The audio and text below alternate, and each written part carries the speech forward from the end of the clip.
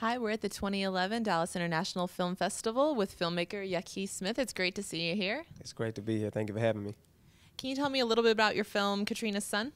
Yes, Katrina's Son is a story of a young boy who loses his grandmother during Hurricane Katrina, and he travels to San Antonio looking for his mother. So it's a journey as we watch him look for, his last surviving relative. Was there a particular incident or experience that inspired the story? Well, when Hurricane Katrina hit, I was living in Austin at the time on 6th Street, right down the street from the convention center. And so I came across a lot of evacuees, and just listening to their stories, doing research, I sort of pieced the story together from all of those different things. Yeah. So, were you affected more by, obviously there's some extremely tragic stories that came out of Hurricane Katrina. Were you affected more by those stories of loss, or more by, kind of the miracles of people who were able to get out, who were able to somehow start again? I think I was equally affected by both, because they're great stories on both sides. There are people who have been able to go on, their lives have actually flourished since the storm. But then there's others who I've come in contact with who still, even today, 6 years later, are still struggling to put the pieces together. And so I've been affected by both sides. But this side, the story of a person who is lost and who's struggling, who can't put it back together, that's sort of the angle that I took with this film. Had you ever made any films dealing with this type of subject matter before? Not Katrina per se, but most of my films are sort of socially conscious based, and so I'm always dealing with war or loss or tragedies that happen, and so I'm just always dwelling in those kind of situations, and so something like that. Yeah.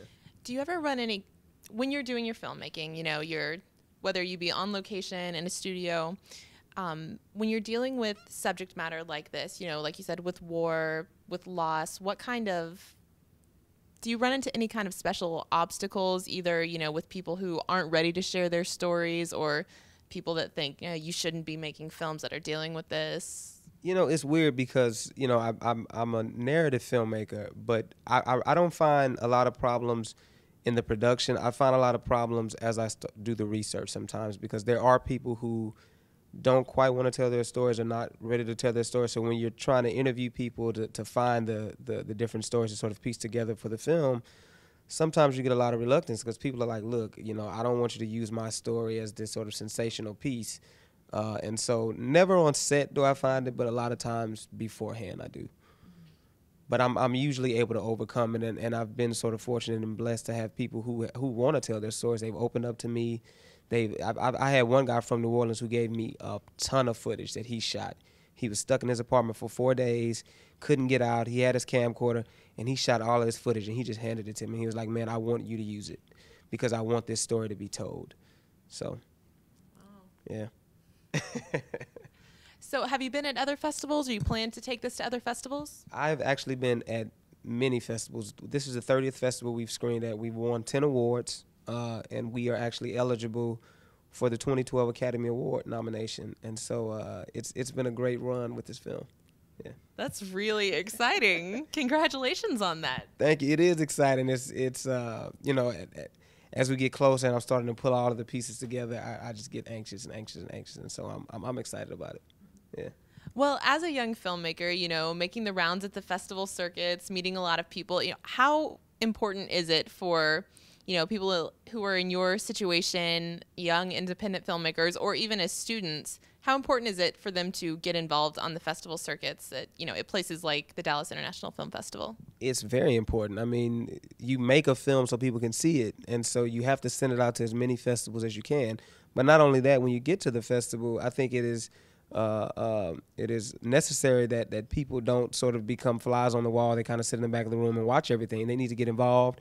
They need to pass their cards out. They need to meet people. They need to network, because once school is out or once you're done with this one festival or this one film, you kind of have to keep moving on. And the more networking you do, you can call other festival programmers, you can send out your other films to other people, and you can just keep it going, And so it's very important to go to as many festivals as possible. Even if you're not screening in the festival, even before I had film screening, I was always at film festivals because I wanted to see what my competition was and what people were looking for. So I think it's necessary that you go to as many festivals as you can. Yeah. Well, you mentioned moving on and future projects. Do you have anything in the works that you can share? Yes, I do, and I'm glad you asked me that question. I'm actually working on my first feature. It is called Wolf, and it is a story of a family who discovers that their son has been molested by their pastor, and it deals with them struggling to sort of put the pieces of their lives back together after this betrayal from this man that they love so much. And we're actually shooting this summer. And I guess I can plug this since I'm talking. We're actually raising funds. We have an Indiegogo page, indiegogo.com/wolf. And we're raising funds because we start shooting July 25th. So help us make this movie happen. Will you be shooting here in Texas? I will be shooting in Texas, down in San Antonio. I shoot most of my films in San Antonio because that's my hometown. And when I'm writing, I'm already thinking of locations. And so we'll be shooting down there in San Antonio. Yeah.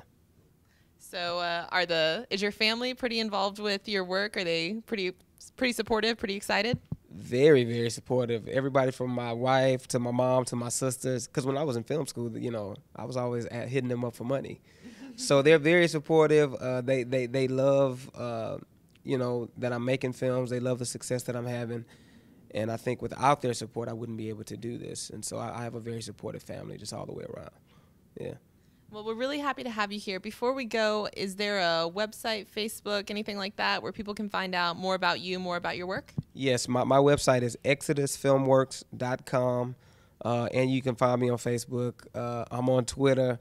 I'm on Skype. I'm everywhere. Look me up, and, yeah, you can find me. All right. Yeah.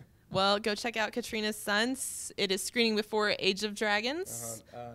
Friday at 4 p.m. at the Highland Park Theater. Please come see it. All right, we'll be excited to check it out. And thank you again for being here. Congratulations and best of luck. Thank you so much for having me.